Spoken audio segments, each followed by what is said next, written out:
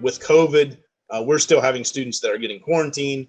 So those students are going home. So I have teachers that are hybrid. So they're teaching in the classroom with students in front of them and students that are at home on a device. And we're doing that simultaneously now. So that's become a challenge, but that's something that we see in our department and make sure that works every day. That's really interesting, especially around the kind of hybrid side of things. How did you guys cope with adapting to that? Because I think the pandemic, it kind of hit everybody a little bit by surprise in a way. I don't think anybody expected it would be a whole online learning from home kind of hybrid model. How did you guys cope with that? Well, it was an interesting change because we are in a rural portion of Ohio. Internet connectivity here is very limited.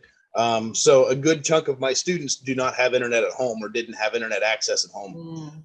So when we decided to shut down and actually start having full online classes and then moving to this hybrid scheme, we had two challenges. One, making sure we had enough bandwidth to carry on the daily activity and connect to those students at our home. And then also getting those students at home connected. I partnered with a cell service provider who happened to be updating a couple of towers in our area. And they were able to cover all but, I think, a dozen of my students.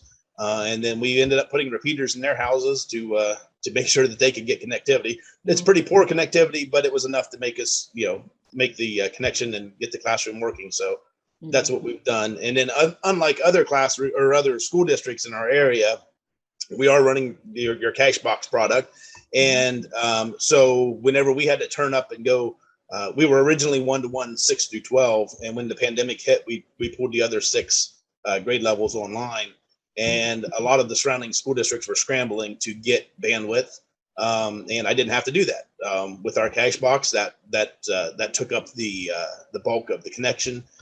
There again, because so many of those connections are repetitive, there's no sense in making that call over the line multiple times. So we're seeing a lot of speed increase through that, and we're seeing that we didn't have to purchase any connectivity. And to give you a side by side, literally the district down the road from us, they're a little bigger than us. They're about 1,800 students, but they run 3 gig connection, and we run 200 meg, and I have no bottlenecks at all.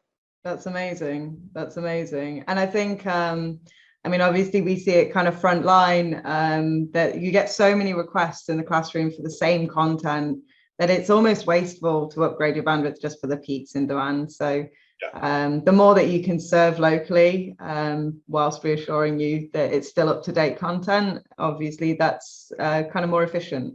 Yeah, and especially at the elementary level, when I brought the K through 5 classes online, all of that stuff is repetitive. Those kids are all being guided through the project, and so they're all doing exactly the same thing in the classroom.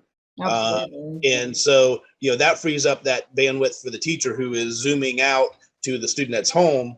That keeps that connection up while those kids, I've got 20 kids sitting in the classroom, all going to the same site, following along with the teacher.